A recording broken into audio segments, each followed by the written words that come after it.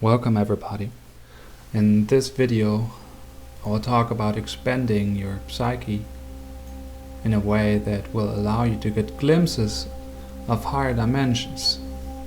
Glimpses.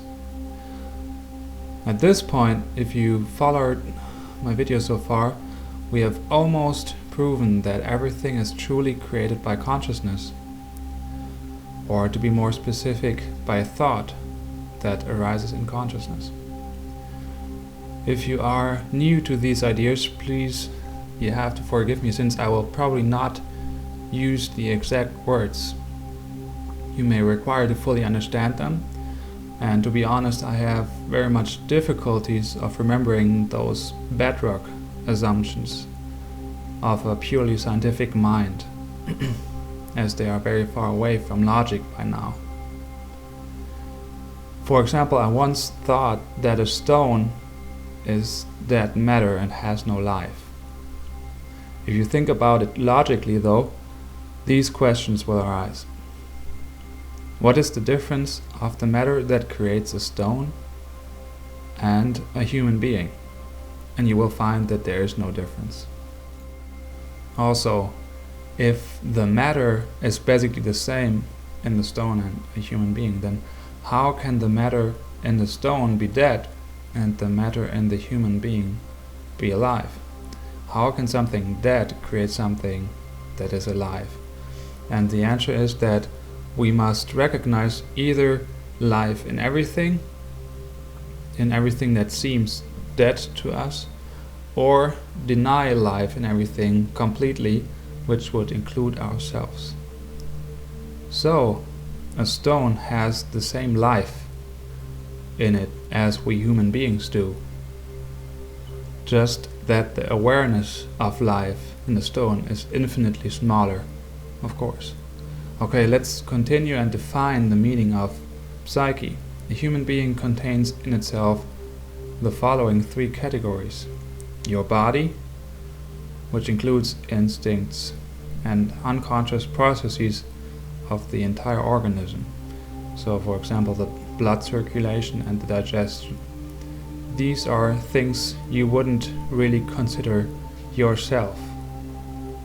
So you wouldn't say, I am my blood circulation.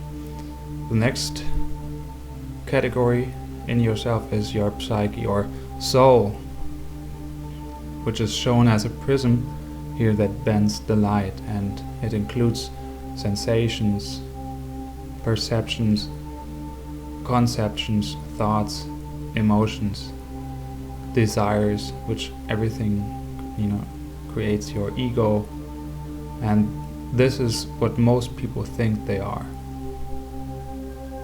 Whereas it's interesting that sensations and perceptions are completely interdependent of your body, and since your body is separate, the result is also felt separation in the psyche. The next category is consciousness, which is shown as a source of light here, and it describes the region of the unknown, the will, the I am, the one I, and also people's hidden greatness. So all this is you and I and everybody. Remember that how we perceive our body depends on our psyche, but our psyche also depends on our body. Consciousness, though, depends on nothing, because it's the source of everything. If we can expand our psyche, it will also change our perception of our body, and thus make it possible to attain glimpses of more than the three dimensions we live in, and get closer to consciousness itself.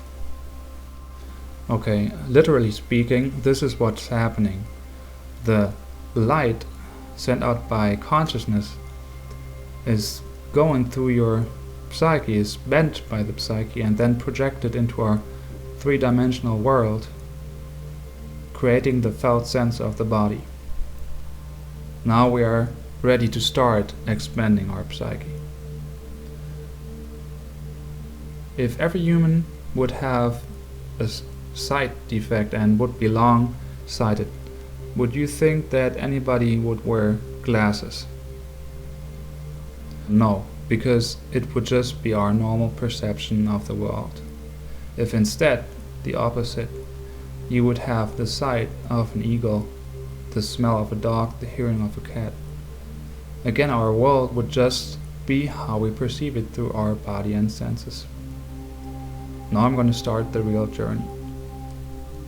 What if our sight would evolve in a way that you could see the flares of Alpha Centauri as clearly as your own fingers?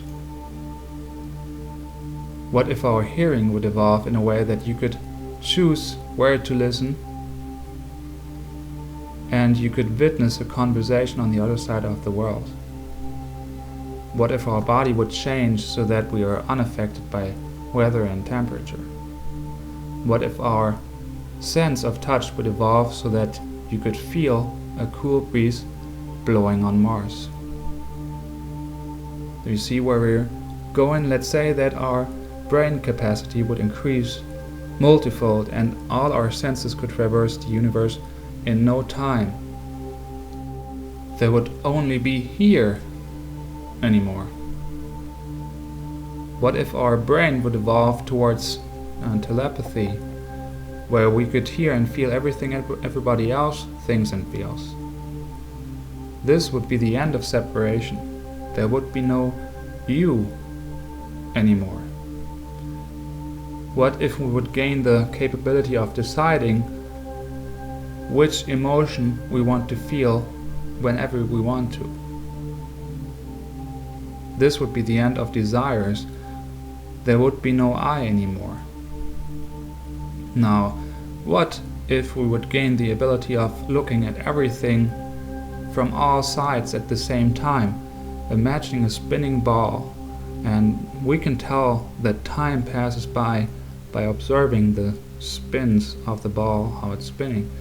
Now, if you could look at this ball from all directions at once, like if you would have eyes everywhere, the ball wouldn't be spinning anymore. In fact, nothing would move anymore. There would be no time left, only the now.